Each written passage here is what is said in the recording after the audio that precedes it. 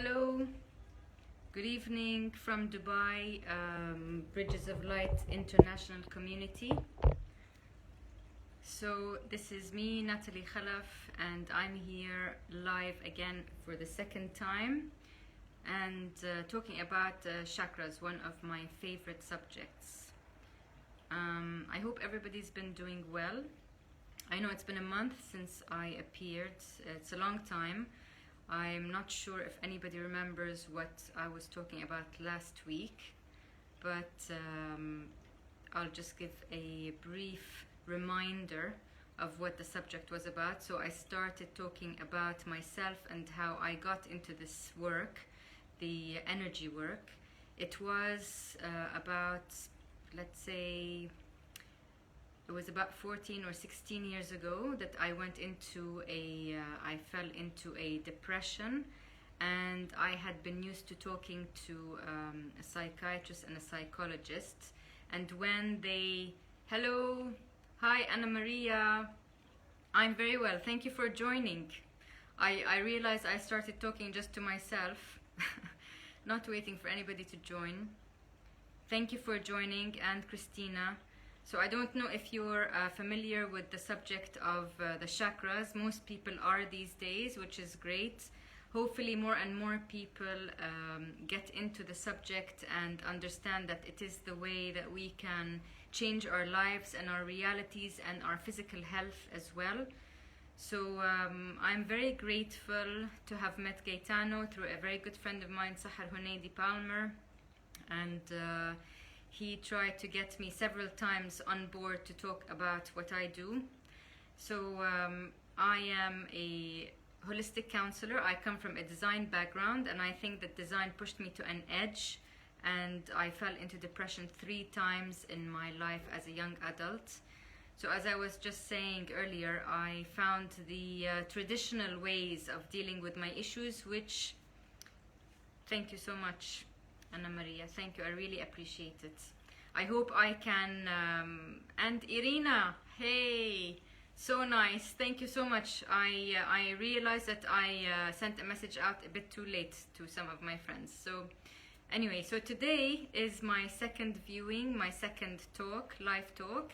Gaetano was kind enough to invite me on board, and it took about 9 months to for me to get convinced that I can actually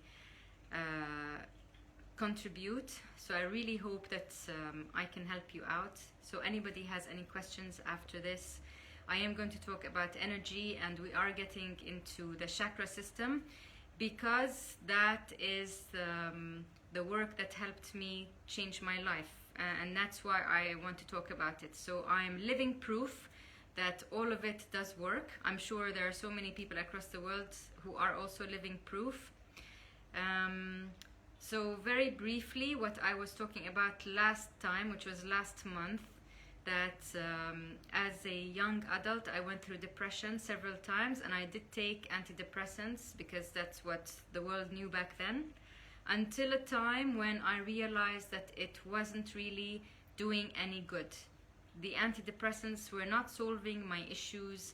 What happened was that I would take the pills for a few months, 8 months or 12 months or 6 months, and then I'd be weaned off them. And then I realized that all my issues hadn't gone.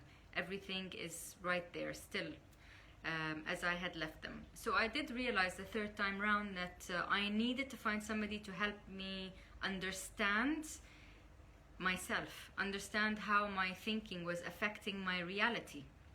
So now the science is more and more all over the world. You know, people are realizing that their thoughts are affecting their reality, and a lot of people are getting into all sorts of healing, and my specialty is the chakras. I've read a lot about them. I mean by specialty, not that I'm an expert, but that's what I've worked with for the last 10 years. And now I give a workshop on the chakra system that takes 7 weeks because I like to dedicate 3 hours per chakra. And we get into the nitty-gritty, we get into the theory, we get into the science of all of it. It's absolutely beautiful. So we'll start with chakra number 1 today.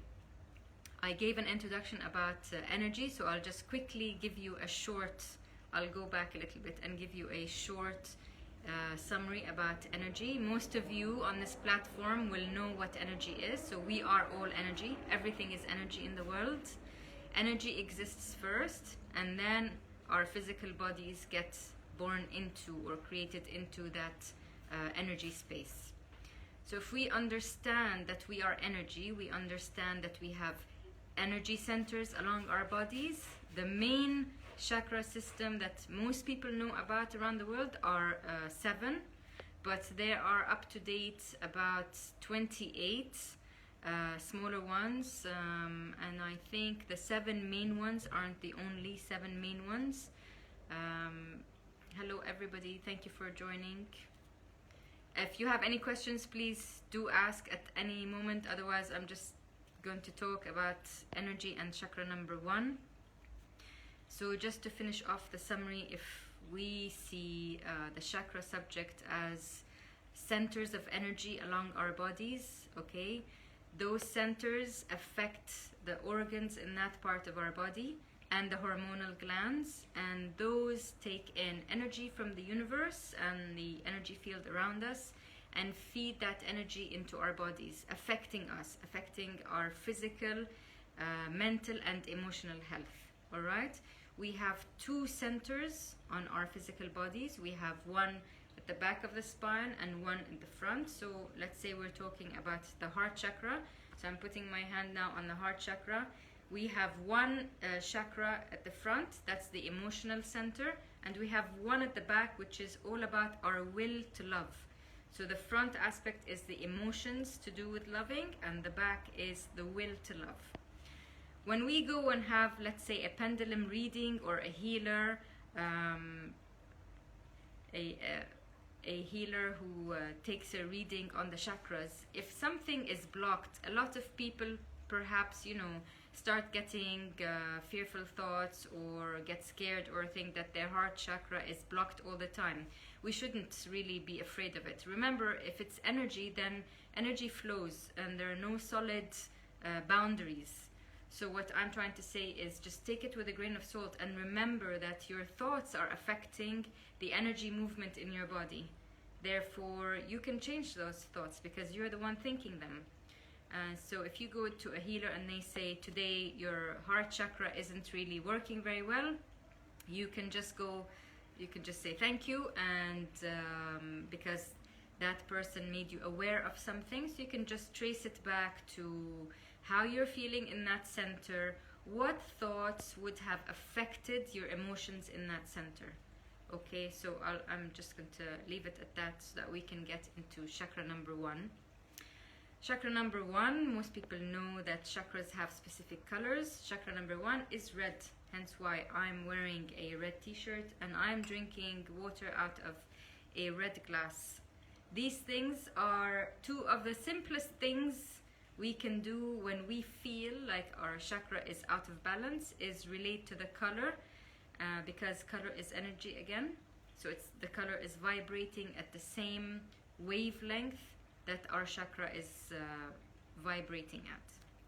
So chakra number 1 is the first one that gets established between 0, really, like you're still being created in your inside your mother, up to the age of about 12 months. Okay, imagine. So everything that happens, even to your mom, to your dad, the thoughts or the emotions they encounter or exchange, anything our mom would have felt, okay, anything negative or positive that our mom would have felt would have been translated into us, because energetically we would have just absorbed everything. Emotions are energy in motion, so anything emotional the parents would go through, the child also gets affected. And then we get born, we're born physically, and we of course don't remember anything that would have affected us, but we can also carry it energetically into our lives.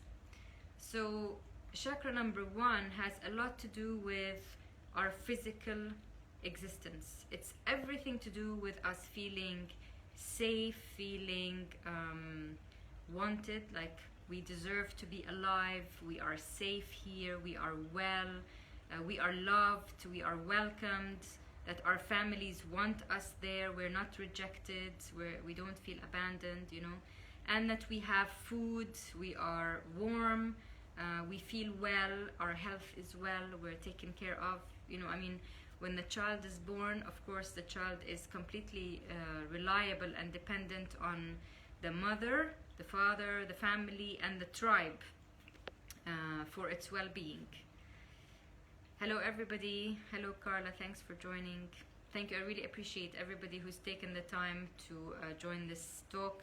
Hopefully you can get something positive and helpful out of it. So talking about chakra number 1 and how it is the first one that energetically affects us as babies. We get affected by it between the ages of 0, before we're born, to 12 months. Alright, so we're affected directly by the family and our caretakers, namely the mom and the father. The thoughts here are all about how we're feeling about our physical bodies, so it affects the whole skeletal system, the skin, everything, your muscles, your blood, the bones, the bone marrow. It's all about being well in your physical body. Alright, I have a few notes so that I can remember to give you a lot of good details.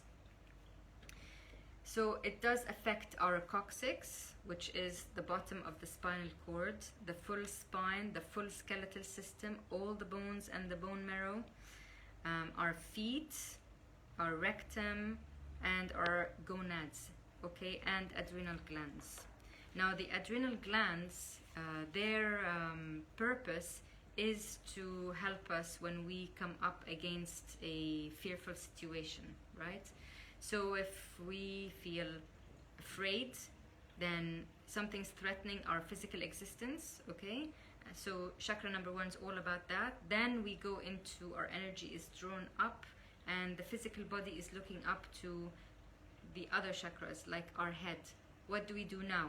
Do we run? For example, if I opened up my front door and there was a grizzly bear standing there, of course I'd get fright and I wouldn't know what to do. Instinctively, my body will go into fight, freeze, or flight, which means you either fight the grizzly bear, which isn't a very good idea, you either freeze, you don't know what to do, or you just run away, which again, I don't know if it's a very good idea if you're standing in front of a grizzly bear. But just for the example is that fear really affects chakra number 1 a lot. Now every chakra will have what we call things that will affect it negatively. And the main thing that affects chakra number 1 negatively is fear. Because we are here to feel well in our physical bodies, to feel safe, to feel wanted, to feel like everything is okay and taken care of for our physical existence.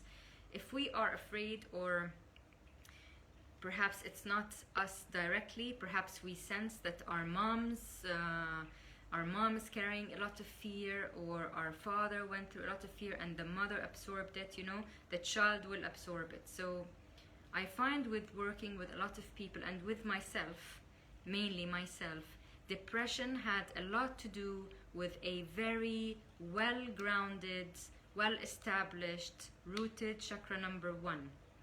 Depression is governed by chakra number 1 and chakra number 7, which we'll get to in a few months' time. If I don't feel grounded and close to the earth, if I don't have a connection, a physical connection with my body and with the earth, then everything can go out of whack, really. Everything can go out of whack. Let me see here. So, every chakra also has an element. The element of chakra number 1 is earth. Earth, because it sustains us. This is where we are having, as souls, we're having our physical experience, okay? So we are spirits and souls having our physical experience. If we reject our body, if we don't learn to love ourselves, if we don't look after our health, our food, everything that sustains us physically, then we're really not connected to the only living organism that's here with us for the rest of our lives. So it's so important to start realizing how important it is for us to look after our physical well-being when it comes to chakra number 1. Okay. The purpose of chakra number 1 is foundation, so to establish our foundation in our lives. I'm sure everybody's heard of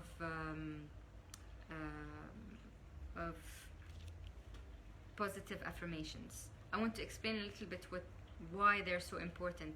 They're just the words that we've been used to tell ourselves. So if they're not positive, then those words have an energy.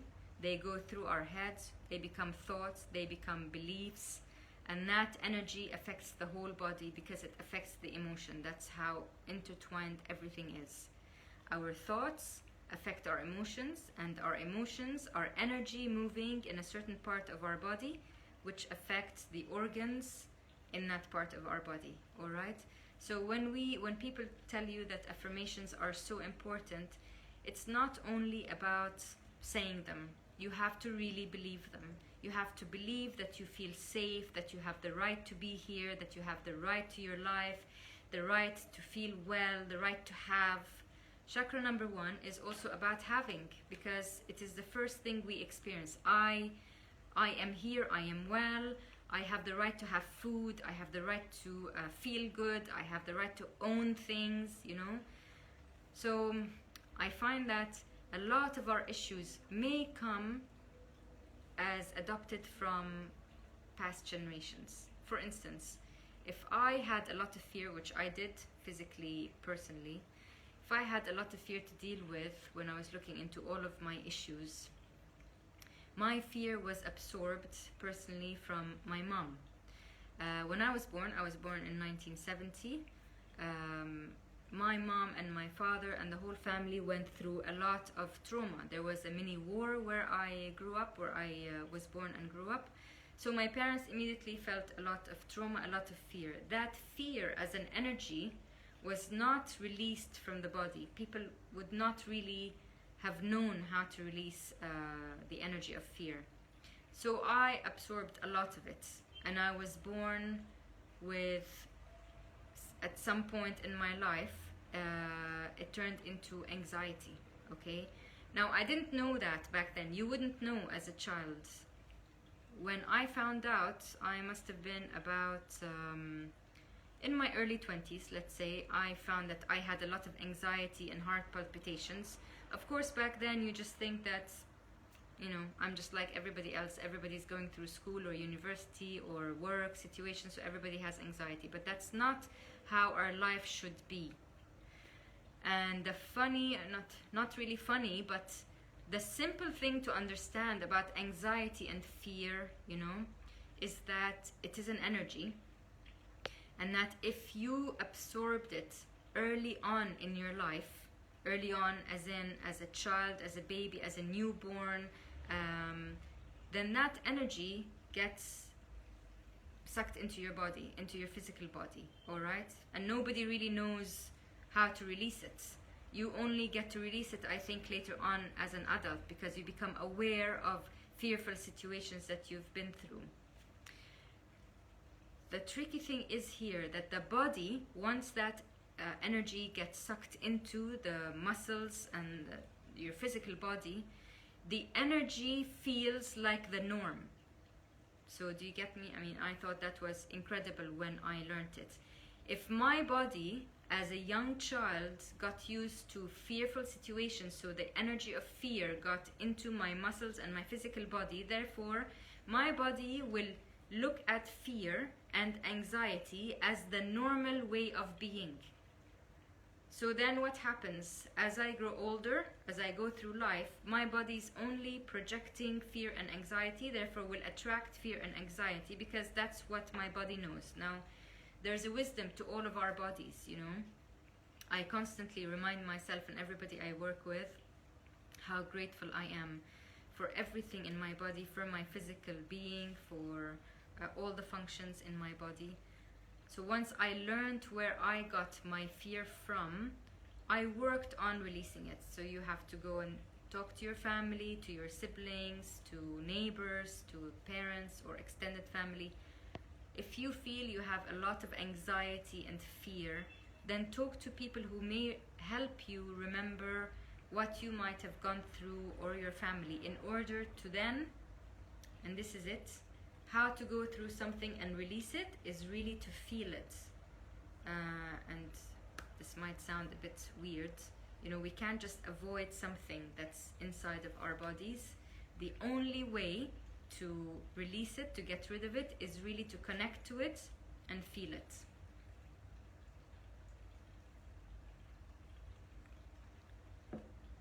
I don't know if this is making any sense to anybody, but I'll just carry on. So let's say I feel a lot of fear. The fear, of course, is going to counteract what chakra number 1 is here to do. Chakra number 1 is here to make me feel great, safe, welcomed into the world as a human being, as a physical entity. If I feel threatened, then I feel I'm not rooted to the ground. In fact, what happens energetically, the energy wants to be, just gets drawn up, of course unconsciously. The energy gets drawn up as if I just want to get out of my body, or it's just centered around this area of the body. I don't want to feel the fear. I don't want to be in my physical body. So a lot of people get disconnected from their emotions, and it starts that early on. Thank you, Anna. If you have any questions, just ask me, please. So fear is a major thing that will help us understand things about our body. Our body, once we feel the fear, our body would only be there to help us. So let's say we get into the fight, flight, or fear situation. We just need to remember what happens and then feel the fear. Try to connect to it. If you can connect to it through a memory, then feel it. What helps me is when I put my hand on the part of the body where I feel the emotion, and just go back to that memory and release it. Talk to yourself. Before Anna Maria, 1 second. So your question, positive word for the first chakra. Positive affirmations. Yes, the positive affirmations for chakra number 1 have all to do with what the purpose of chakra 1 is here to do. Hold on a second. I have a lot of positive words for you. The most important would be that I am. Okay, because as a soul, if I'm here in a physical body, I need to realize that I am, I exist, therefore I am. Okay, and then I trust. Trusting is a huge thing. If you don't feel safe or welcomed or loved, you don't trust, and that can disconnect you from your physical body. That can also affect the energy in chakra number 1 from functioning properly. Then there is I live and I have. So for instance, you can put them into any sentences that work for you. I am safe. I am abundant. Of course, abundance in anything in life, whether it is financial or health or anything you want, starts with chakra number 1. If you're not grounded to the earth and to your physical existence in this life, you can't really attract much. There are 2 currents of energy that go through our body.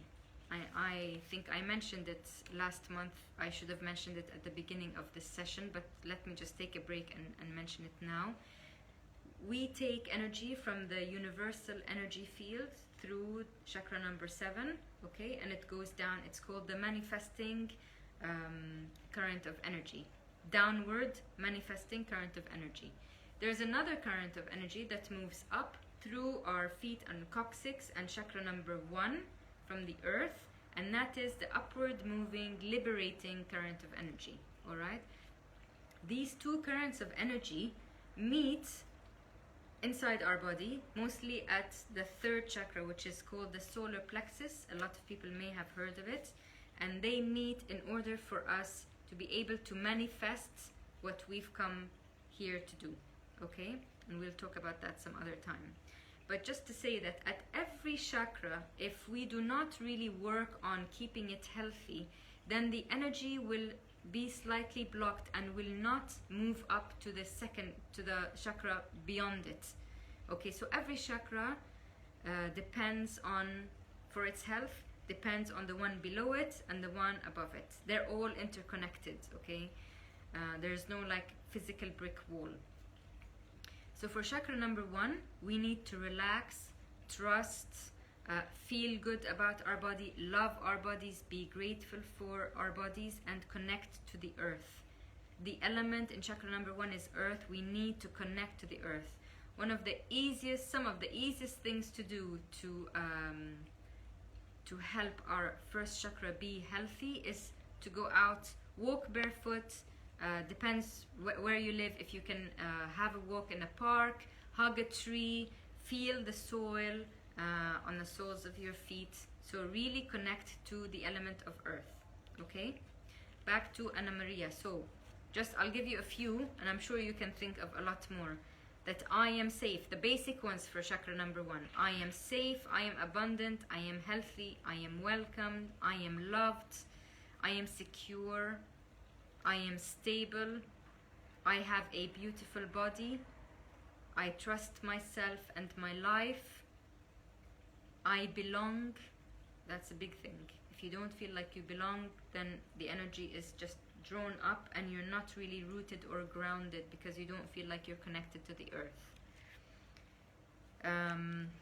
I am here and I am real.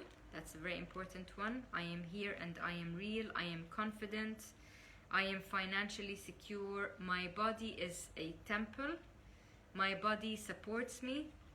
So again, so important to trust your body, to know that you are here, that you are affecting your body and your physical reality. So with the thoughts you've had as a child, you didn't know any better, you know? Now that everybody's moving into working on these issues, as adults, the most important thing about working with ourselves and our past is really to connect to the child within us. The child that got misunderstood, afraid, not held, not loved, perhaps felt alone, that child would have learned to block things and not connect. Now, as an adult, we can connect, and we are the adult who is going to help the child within us to really resolve everything he or she may have gone through. So for instance, in my workshops, I ask people to have a photo of themselves as a happy child, 4, 5, or 6 years old. But it has to be at a time in your life when you were happy, when you felt secure, and that all your needs were met and surrounded by love. If you learn to connect to that child, and you're there as their supporter, as their defender, as their everything, you and that child are going to be together for the rest of your lives. This is the most important bond for any wellness work in our future. If you can connect to that child, then you will learn how to give yourself a lot of love. All right? You will learn not to judge, not to criticize. You will learn and you'll know that as a child you would have done the best at that possible time in your life.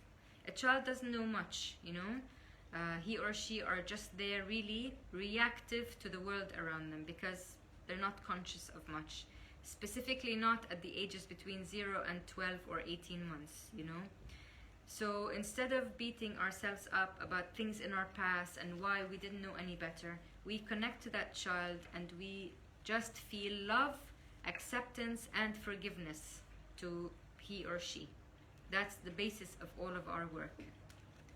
So just to go back and just talk a little bit more about important things in chakra number 1. There are so many. I talked about the color. The colors just relate to vibrations, right? So if this is the closest chakra to the earth, then the vibration of the color will be that will have a lower vibration, one that is more connected to the earth. So that's why chakra number 1 is red, and the higher up we move, further away from the earth, the faster and shorter the wavelength, and therefore the colors change.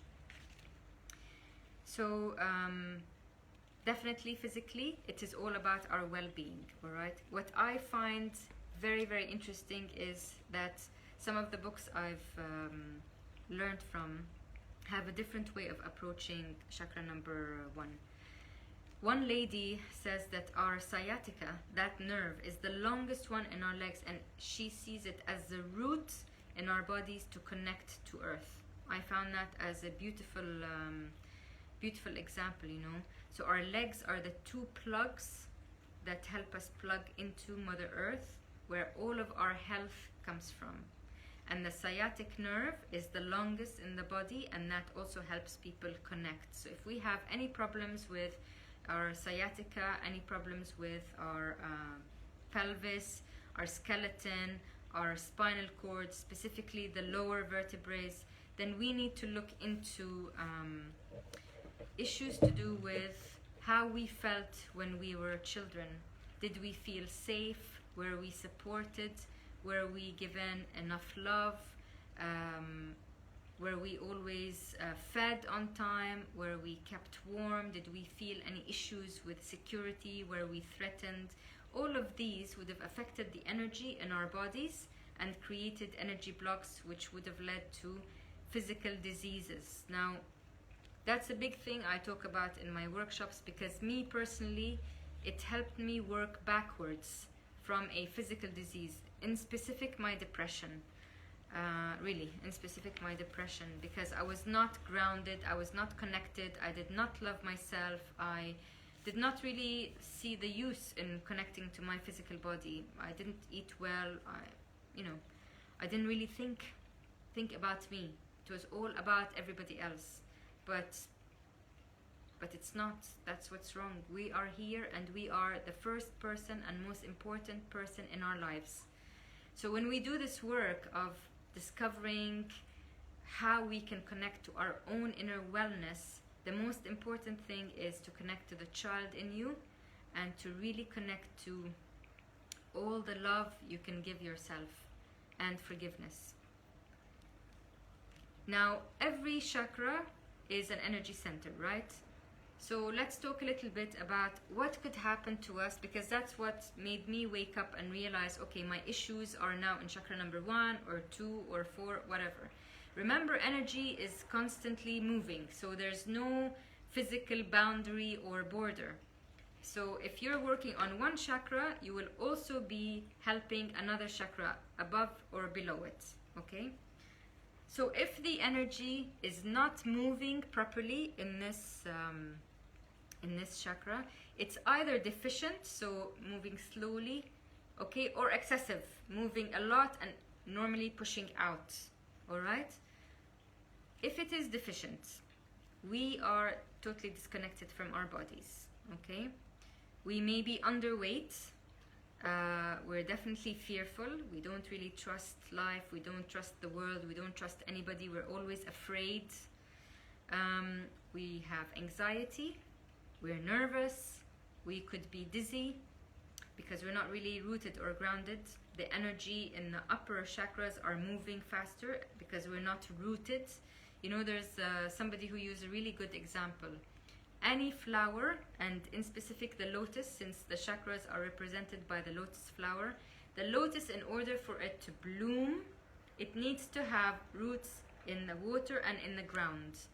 It's the same thing with us. If we're not rooted to our Mother Earth, then we really run the risk of being all over the place and get a lot of physical ailments that can only be resolved once we connect to our physical body. So back to, if the chakra is deficient in energy, we could also be very restless. The energy is moving really, really fast in the upper chakras because we're not rooted. We lack discipline. We could be disorganized, financially challenged, so we can't really keep a job or make a lot of money or save well. We always owe. It's always like a struggle to have more money or enough money. We feel a bit spacey, like we're not really focused, we're all over the place. We could be troubled, always worrying about things, of course, because we don't feel well or safe or trusting in the world. And we have a difficulty saying no. I find that that helped me a lot personally. Now, saying no, we learn about in chakra number 1 and chakra number 2, and it's so important. And you know, I think for me, saying no meant that I had to be really love myself and have myself as priority. Because specifically with family, with siblings, with people we love, we think that saying no means we're being really horrible or selfish or arrogant or whatever, you know, really bad, like a bad human being. But that's not what it's about. It's not about saying no to people and being horrible. It's about really honoring yourself. So when you honor yourself, you know what's good for yourself. You honor yourself because you love yourself so much. You don't want to be hurt. You honor yourself means you're connected to you and what feels right for you. So you don't allow somebody else to boss you around, to tell you what to do, to take things from you. You can push people away energetically, not physically, and say no. If somebody asks you to do something, then question yourself, why do we immediately say yes instead of no? A lot of times it's just to please. And what do we gain from pleasing? We gain people's maybe acceptance. I mean, specifically when we're children, right? Children need to feel like they are accepted, and when they go to school or they interact with other children. And perhaps that's why a lot of children will find it hard to say no as a child, and that grows with us into adulthood. So learning to say no is so very important, because we start with building boundaries, energetic boundaries, which are so helpful for us and all of our relationships with anybody around us. Now, when the energy in this center is excessive, which means too much, we may be on the bigger side physically. So we said that when the energy is deficient, we'll be slightly underweight. When the energy is excessive, we may be obese or overweight. We may overeat. We're fixated on materialistic things like hoarding almost. We may be sluggish, so not really moving so well, not in the mood, greedy, lazy, tired, monotonous, clingy and addicted to safety and security. You overcompensate in emotion and material because you don't really feel grounded and safe physically, and you're fearful of change and have rigid boundaries. All these things helped me find out so much about myself, by reading all of these things and realizing what I do have, like my excessive energy in this chakra, or where the energy was deficient, helped me work backwards. So you go back to, there's so much homework, you have to ask yourself so many things. For instance, one of the most basic things is, how were you provided for as a child? So who was there when you were born and the first 12 months of your life? Who was there to provide for you? Of course, a lot of people can't really remember, so you have to go and get the help of siblings or parents or extended family, or friends, and find out if you were left to cry for so long, so the child would grow up feeling as if I might be crying all the time because I want food, I'm hungry, I'm cold, I want attention, I cry a lot and nobody answers my cry. That child may, it's not the same for everybody, may grow up feeling like they need to depend on themselves for a lot of things and not ask for help. Okay, that's an issue that we'll talk about in chakra number 1 and 2. So okay, let me move on a little bit. So some traumas that could affect chakra number 1, besides fear, which is like the big deal. So every chakra I'll mention every chakra has a demon. So the demon for chakra number 1 is fear. That's the energy that really blocks and affects chakra number 1 the most negatively, all right? But there are other things, such as birth trauma. You know, a lot of people go through, moms go through like long labor and a lot of trauma, and that energetically gets passed on to the child. Abandonment, if the child felt abandoned, not loved, or put up for adoption, I don't know. These are issues that we carry on with us energetically into adulthood until we choose to deal with them. Physical neglects, that the children were not taught how to look after themselves. There was no parent to show them properly how to clean themselves, how to feel good about their own physical bodies. If there was poor physical bonding with the mom, that's so important, you know. If there's no hugging, no holding for a long time, if the child also felt not really connected to the mom or the dad, mostly the mom, of course, at that age.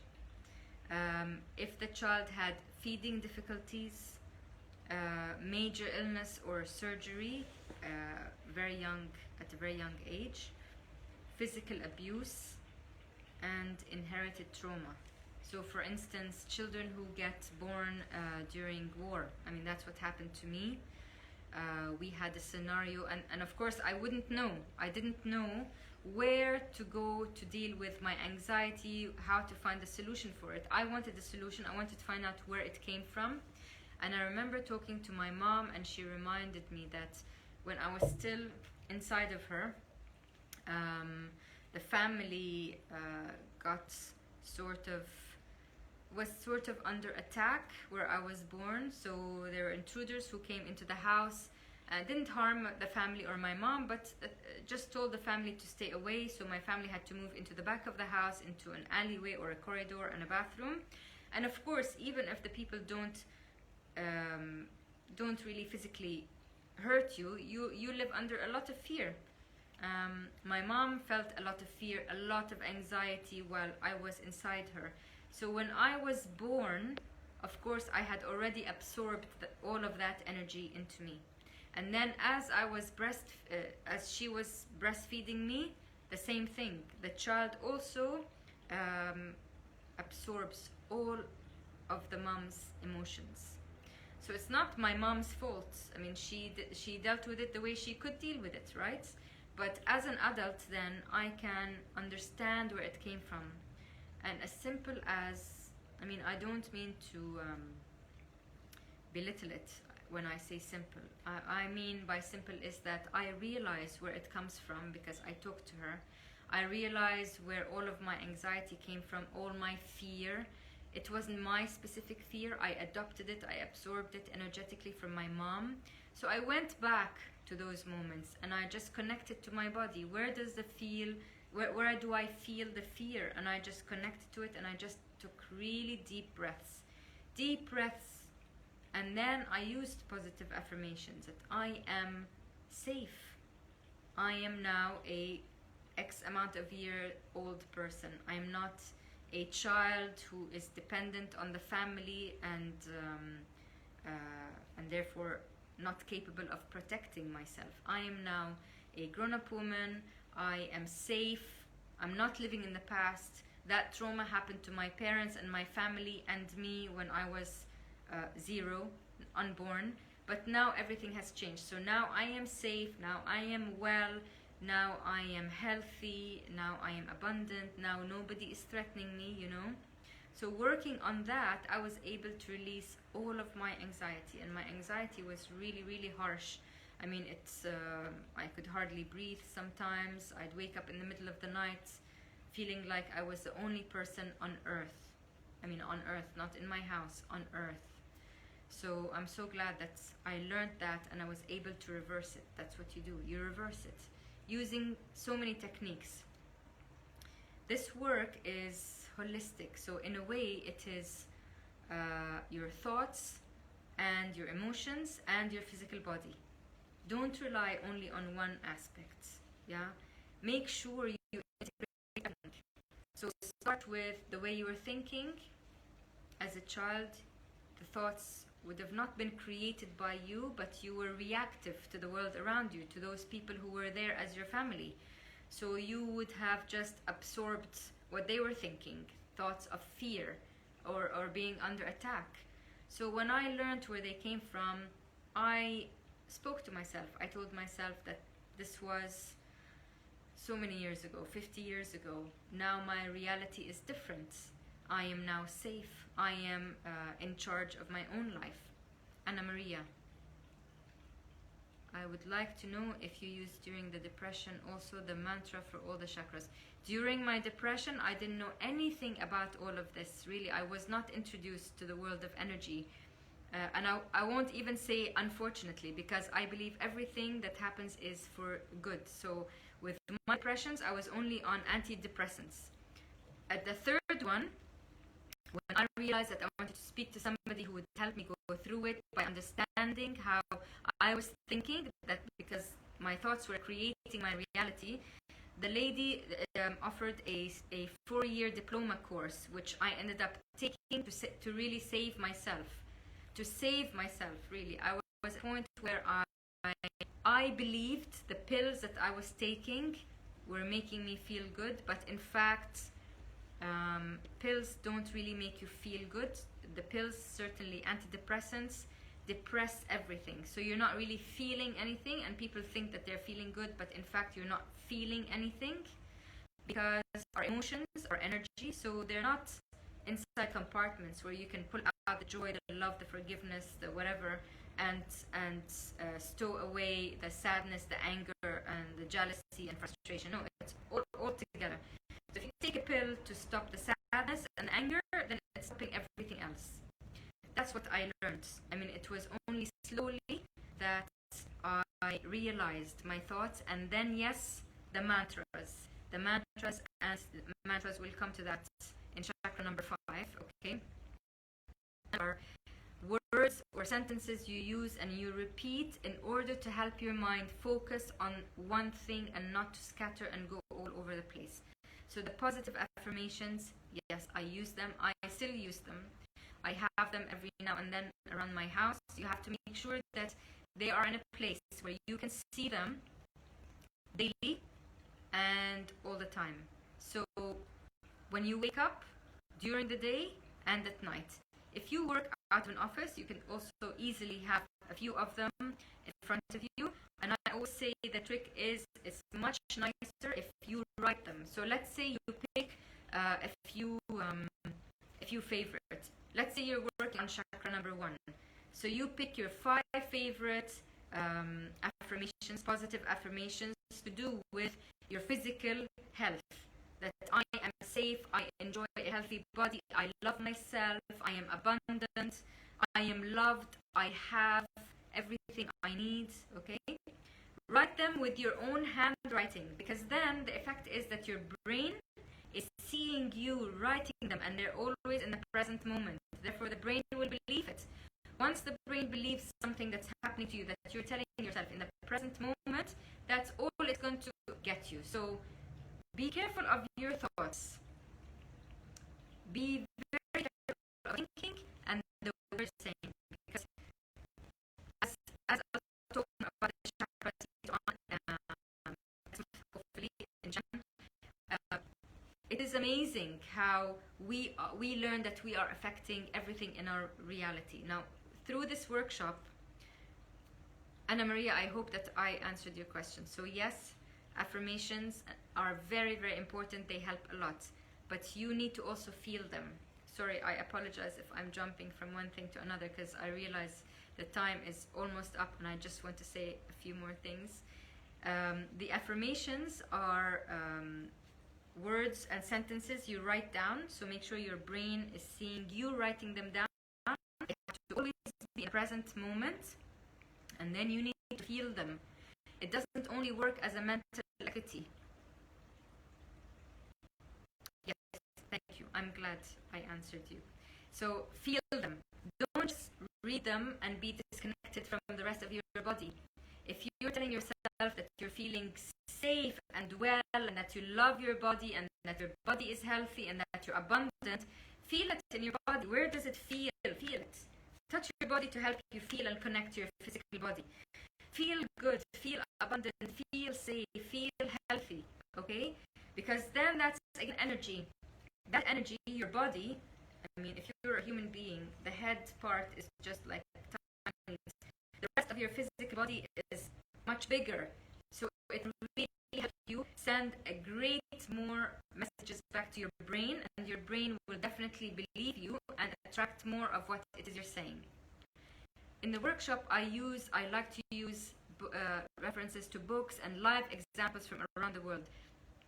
And just to tell you one thing about one scientist, an amazing Japanese scientist, and I have his book. I'll just take it out just to show you. He studied water. This is an amazing book to read, and I referred to this book in chakra number 1 during the workshop because he talks about water, and he photographs water that he's taken from rivers, from mountains in Japan, from the city, and then he works with a photographer who specializes in taking microscopic pictures of the water particles. So they look like the generic snowflake, of course, because it's all water. They look perfect. And then they get into experiments. So they have the water in clear glasses. They surround the room with classical music, beautiful music, and then they take pictures. And then they put the glasses in a room with heavy metal and sort of like very loud, aggressive music, and they take pictures of the particles. Then surround the glasses with words like beautiful, I love you, and they take pictures of the particles. They do the same thing with negative words like I hate you, you're so ugly, you're stupid, and they take pictures of the particles. To cut a long story short, this is definitely a very good book to read, and you can look him up on Google and YouTube. To cut a long story short is that we are mostly water. We are born as 99%, 90 or 99% as fetuses, and then if we die of healthy symptoms, we are still 60% liquid and water. When they took pictures of those water particles, the water particles were formed differently. So the water was reacting to the words. I'll show you a few pictures. So this is one where it is a very positive, what does it say? It says, it's nice music. Modern jazz that the water liked. And then on the next page, it's something like, what is it? Heavy metal music. So see how the water reacted to different things. You can find these pictures online. The gentleman's name is Masaru Emoto. I highly recommend it, only because it is a fabulous experiment where he wanted us to understand how important our words and our thoughts are to ourselves. So imagine if these words affected water like that, and we are mostly water. Imagine on automatic when we go through our lives saying, oh, I'm so stupid, I don't understand, I'm not beautiful, I don't deserve love, I'm not important, whatever, those thoughts, and which turn into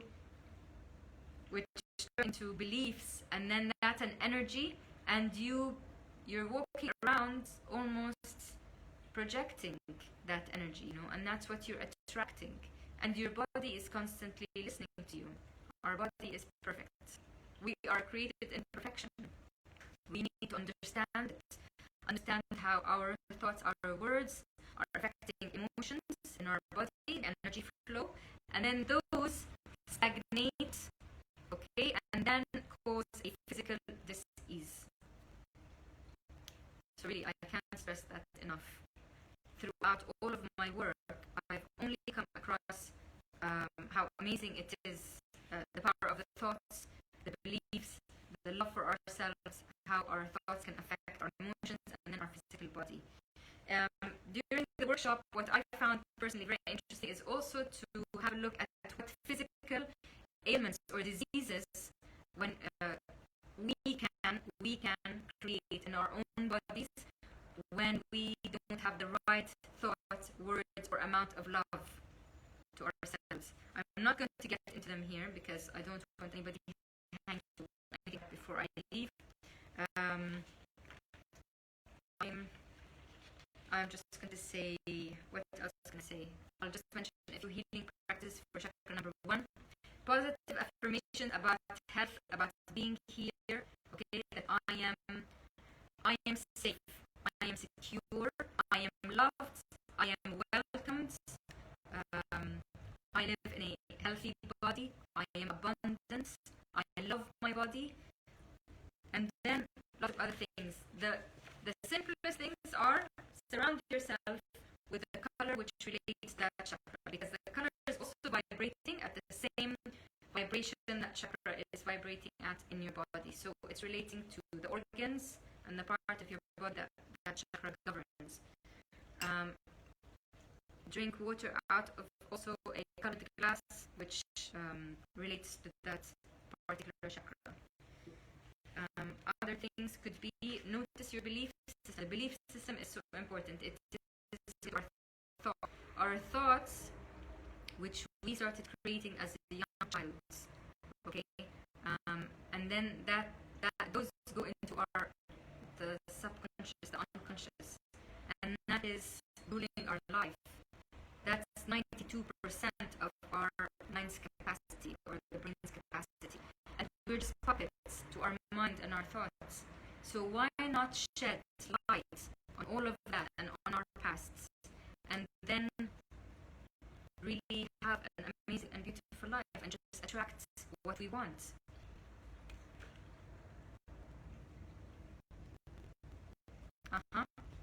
And Maria, you cut off the label of the bottle just to look at I see, yes, of course, so that it doesn't have any bad or negative words going into the water. Fantastic. Yeah, you can always, like talk to the water and bless it. I'm so glad. I'm very grateful to get down to the whole community at Bridges of Light International. I as well. I'm so grateful for all of you watching. Thank you so much, really. Anna Maria, thank you so much for interacting with me as well. Very grateful. I love this work, so I hope to see you in chakra number 2. I'll talk about chakra number 8 chakra. So next session, hopefully in Jan. Take care, everybody. Have a lovely month ahead.